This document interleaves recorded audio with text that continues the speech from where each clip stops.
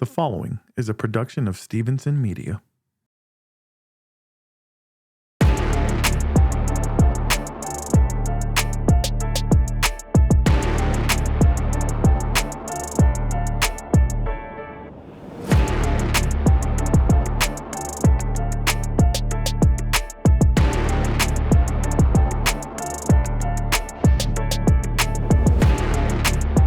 H-Town, what it do? I am Nick Stevenson, the president of Houston Sports. He is Mr. 713, Ruben Calvillo. Welcome to episode number 25 of the Twin Toros podcast. Thank you guys so much for all of your support. Thank you for being here on Ruben's channel. If you are not following Ruben's channel, please do so right now. I will leave his link trees in the description, or you could just type 713 Houston Sports.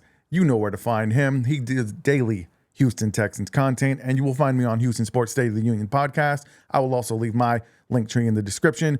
Follow me on all the socials, and we once again appreciate all of your support. Ruben, this is the time of the year we've been waiting for. The gauntlet begins. The murderer's row begins. The Texans got a little bit of bad injury news earlier, but we're going to focus on that a little bit later. Right now, let's talk Dolphins versus Texans. Ruben, when I look at this matchup, I see two teams that are very similar. They're teams that everybody thought was going to have dominant offenses at the beginning of the season. And so far, both teams' offenses have kind of let the fan base down, at least. They haven't been what everybody thought they were going to be. And the defenses have carried these teams for the most part.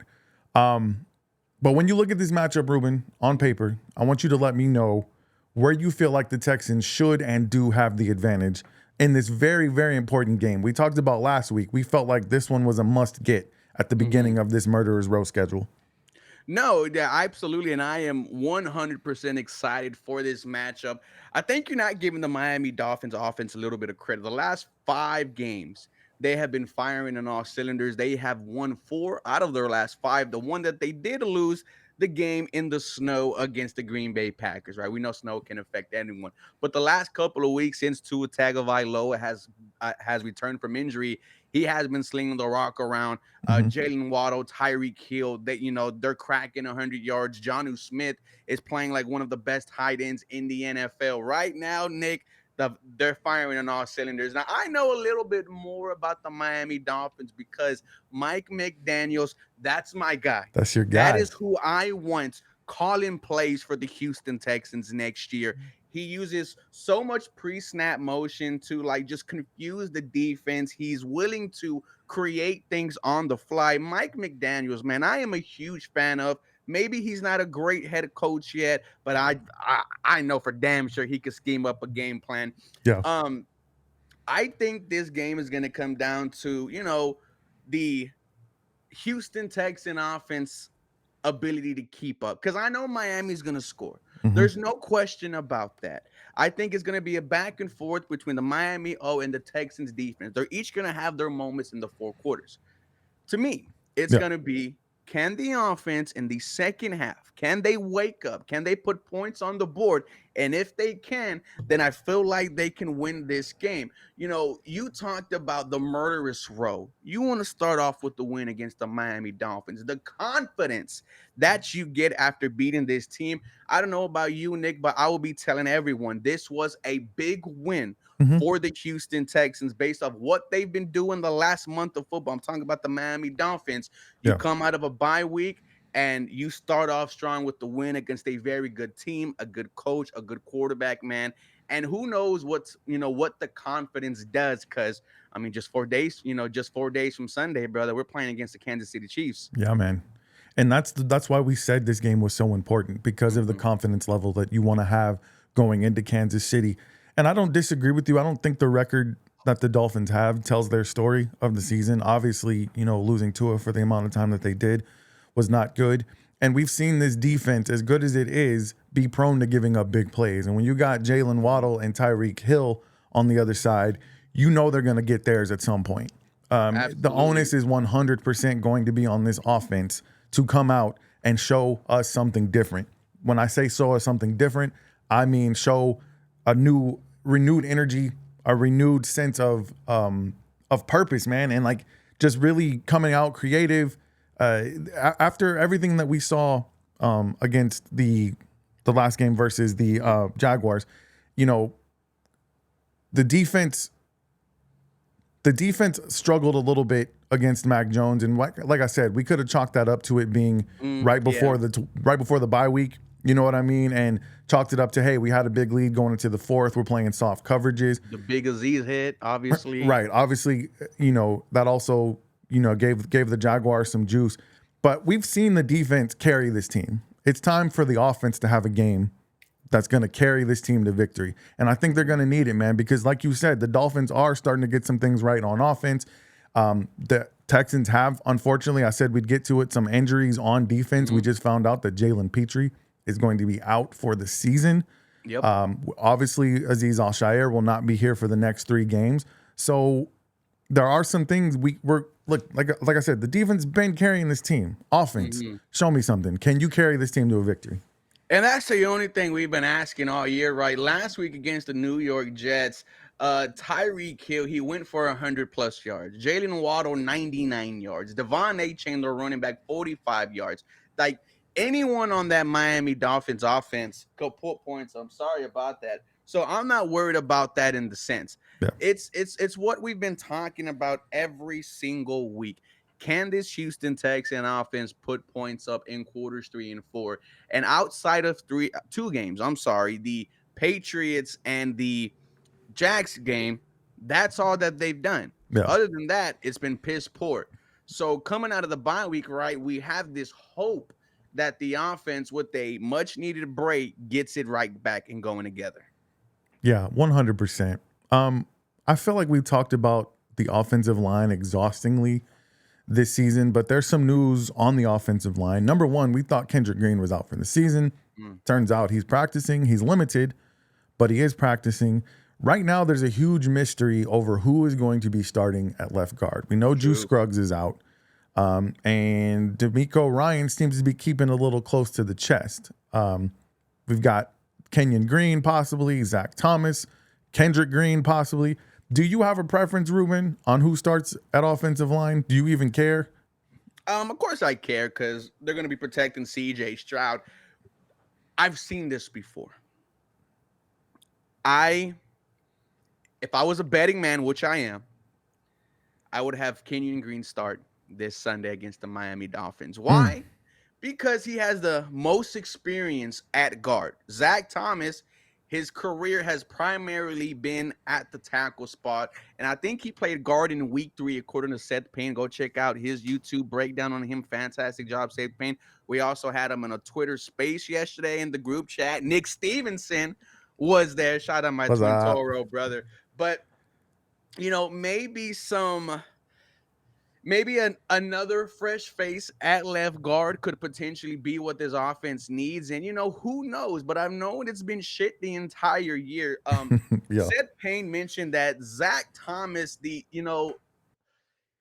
how can I say this? He understands what needs to be done. He talked about in certain situations where a Houston Texan offensive lineman will help out on a double team, and then they'll go somewhere else, and then a free rusher will come from exactly where they left. Zach Thomas understands what to do in those situations. But if you remember the comments all the way back, D'Amico Ryan said, we won 6 games with Kenyon Green. And I think that it was interesting that they didn't put him on season-ending IR after, you know, it seemed like as soon as he went out, Nick, right, we were at the ESPN studio. We got the alert there that he's out for the year. That he was out for the season. Like, what's going on? Well, now we know that wasn't true, and he is back. And I think that since he was your starting week 1 left guard, since a quote-unquote, according to Miko, you won 6 games with Kenyon Green. Maybe he's your starting left guard. We know he's solid in the running game, right? The best run blocker out of college, A&M. Pass protection is what just kills this young man.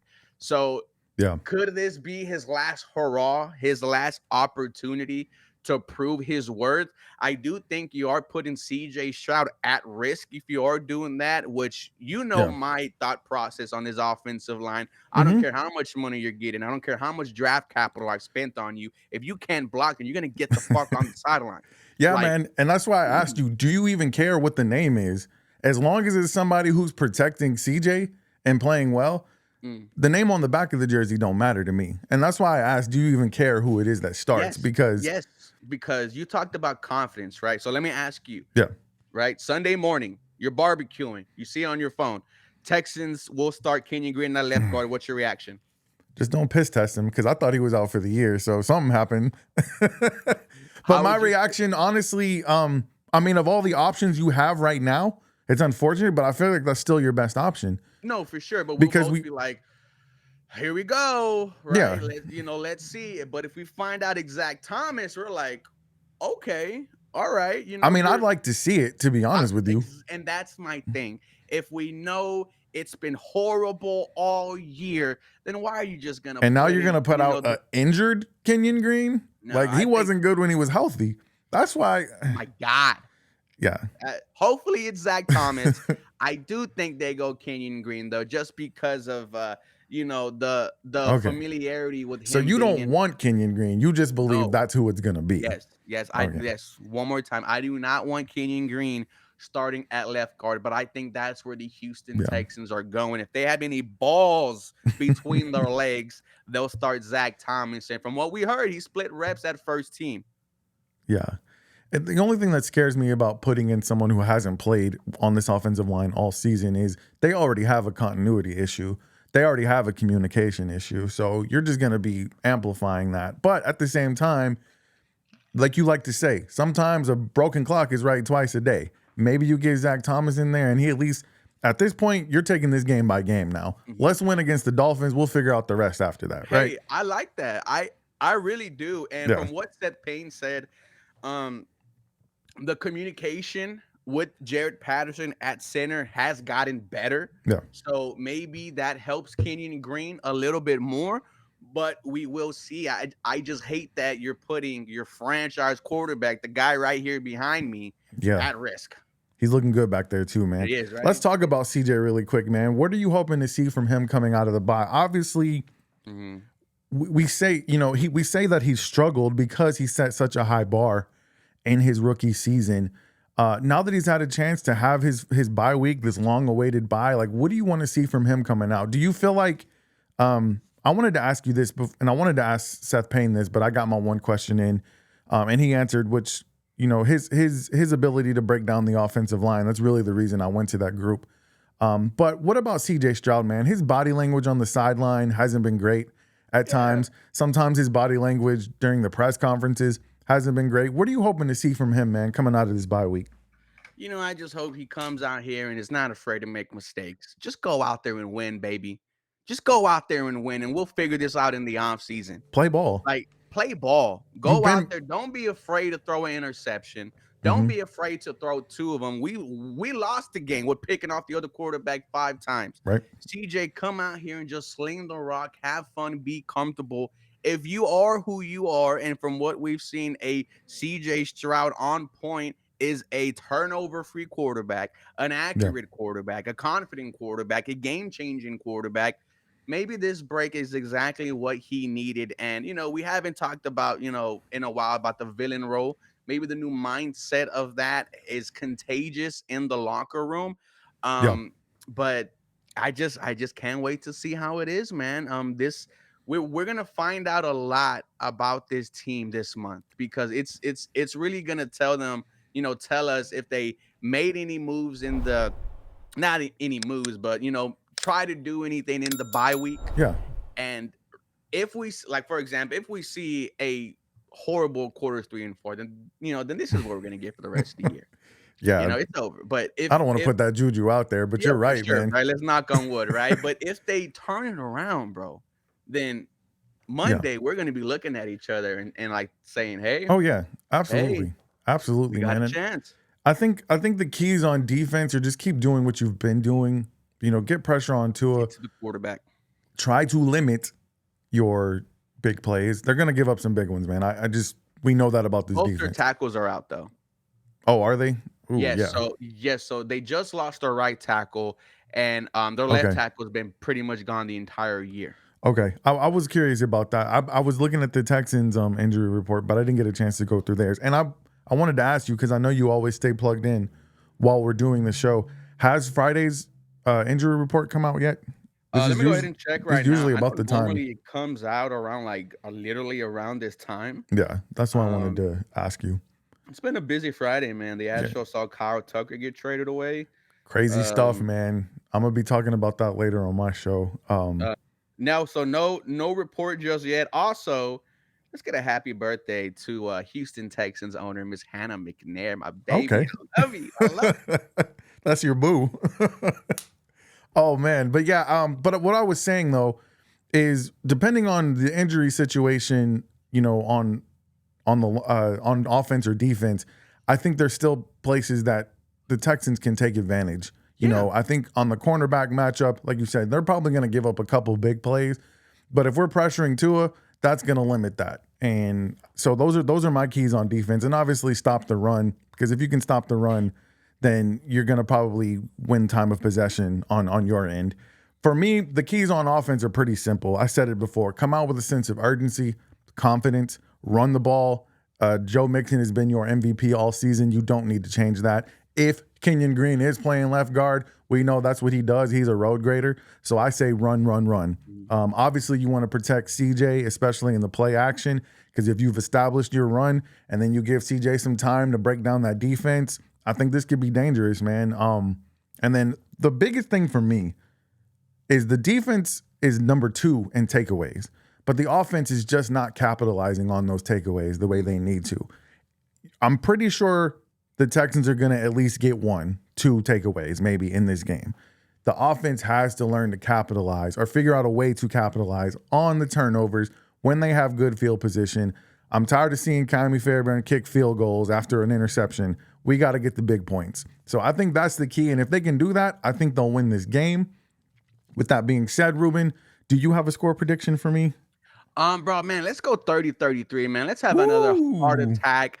I think both offenses are going to get it together. I think a turnover at the end is what's going to give the Texans an opportunity to march down the field and kick a 50-yard Kyrie Fairbairn game-winning field goal. Dude, I am 30-33. excited for this I matchup, man. really am too, man. First of all, a The bye week. spread's at 3. What's that? The Texans spread's are at 3? 3-point favorites. Okay. 30-33. So they cover the spread.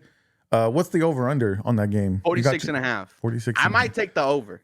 Ooh, man, you got a lot of confidence in this Texans offense coming out. You have no choice. That's what I'm saying. Okay, so great segue, Nick. This is your last chance to prove to the world if your offense is legit or not. Because like I just said, if it doesn't work out, then this is the way it's gonna go for the rest of the year, and you're gonna have a new play caller next year calling plays for CJ Stroud. But I don't want that, right? Because I'm selfish. I want my ring right freaking now. Hell yeah. I do not quite yet have that level of confidence in this offense. I got 24-21 Texans. I think they're going to win the game. I think they're going to come out. It's at the crib. It's a whole, it's after the bye week. Now, I know Dolphins fans are going to show up, but I think it'll probably be. I got my boy pulling up from Miami. Oh, do you? Yeah, see, man, Dolphins fans travel better than I thought. And, that's just the nature of NRG Stadium. Houston is a transient city. So there's a lot of people who live here from other areas. So you can almost bank that about 25% to 33% of NRG Stadium is going to be fans of the other team. I mean, look at the Rockets game the other day, bro. It didn't get packed until second quarter. Yeah. But I think that the Texans fans are going to show up and show out for this team. I think so too. That the Houston fans are not discouraged by the fact that maybe they didn't think the Texans would be 8-5 at this point. And even for me, my best case scenario for them was 12-5. So they're obviously not going to get that unless maybe they can. I mean, it's still on the table, right? Somebody in that chat yesterday said they were expecting the Texans to go 4-0 in the next 4 games. That would be amazing. If they go 4-0 in these games, bro, you're not going to be able to tell you, me, H-Town, nothing. And this is what we've been saying, and we're only waiting on the offense, and that's it. And that's the thing, because if it was the defense, then we know, all right, this is what we're going to get all year. But the fact that you got a CJ, you got a Nico, you got a Joe Mixon, you're like, how can you not figure it out? That's the thing, bro. Imagine this defense with an offense that wasn't constantly putting them in bad positions. Imagine this defense with an offense with Mike McDaniel's play calling. He's gonna. I'm telling you right now, bro. That's He's gonna another have reason you need the Dolphins to lose. That's another reason why you need him to lose. That is another reason. So he can get fired. And if Kyle Shanahan gets fired in the next 2 weeks, bring him in. Bring him in. You think that's gonna happen? I hope, like, at this point, I would expect teams to start firing guys because so they can get a jump start. Because there's a lot of coaches right now on the market, right? I would be shocked if Kyle Shanahan got fired. Robert Saleh. What'd you say? I would be shocked if Kyle Shanahan got fired. I'm not saying it won't happen, but that would be insane to me. Like, they have a whole coaching tree named after this dude, and you're going to fire him. I know he hasn't won the big game. He's been to the big game, 3-4 times, and still hasn't won it. That would be shocking to me. And they lost last night, bro. And you really want Bobby Slowick out of there, don't you? No, I mean, but if this is the Shanahan system, why not bring in the father? And he doesn't absolutely have to call plays. He could just tell Bobby, "Hey, this is what I'm thinking. Yeah. It's on you. You know, you're the play caller." But we saw Robert Saleh get fired, and he immediately go to the Green Bay Packers, right? As a defensive assistant. I like the idea. Here's my thing about Bobby Slowick, man, and I talked about this in the chat, and I got roasted a little bit, but I was just talking about patience with and maybe in hindsight it wasn't a great thing. The Texans hired a rookie head coach. They had a rookie center, a rookie quarterback, and a rookie play caller.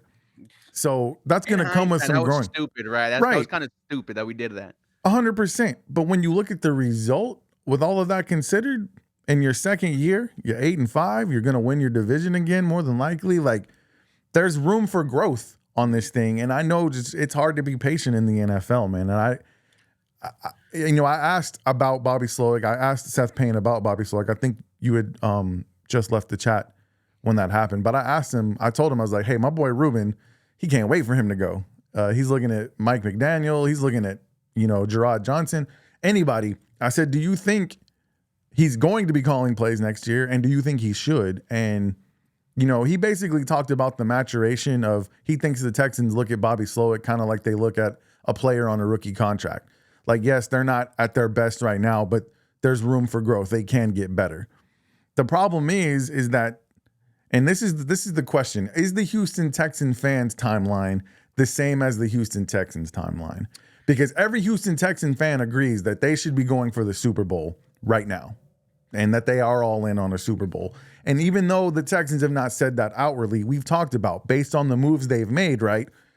They're saying, hey, we're prepared to win a Super Bowl. But all I'm saying is, me as the older and maybe more patient person of the group of us, I can understand why everything how many rookie quarterbacks, rookie head coach, rookie play callers come out and they win the Super Bowl in 2 years. It's just not a thing that happens, man. But Nick Caserio also said that he likes to work in 2 to 3 year increments. So what does that tell you? Of course. Right? So that means next year, Nick Caserio. I feel that. Right? That's what I'm saying, man. And I think this is year one of that 2-3 year increment. No, I think I think they overachieved last year, so that automatically put everything accelerated, right? Because nobody expected them to win 10 games last year. So once you got that, and then you get Stephon Diggs in here, and then you bring in Danielle Hunter, you bring in Joe Mixon. So Mixon on a 3. I'm sorry to cut you off, and then Danielle on a 2-year deal, Mixon on a 3-year deal, Aziz on a 3-year deal. I mean, okay, I see. All right. Now you have a window. You got to do something else. Yeah. Now you got to look at this offensive line, and I think I don't know if you were in the chat, but Seth Payne brought up the offensive line coach as really where he believes the change should and will happen. Because we've brought up so many times, never man. Been in this scheme before. Never been in the scheme. And a rookie O-line coach also. And think about it, man. With all those things were going against the Houston Texans, they won 10 games last year. They're probably going to win 10 this year, at least. I think there's reason to be optimistic, man. And I know we want that chip. We want that chip so bad, man. And I get it. But let's take it one game at a time, man. Let's beat the Dolphins. Let's beat the Dolphins. And then we'll be talking about Kansas City, our nemesis. Kansas City is the Golden State Nah, to they're our worse, Texans. brother. They're worse. I don't know how they're like.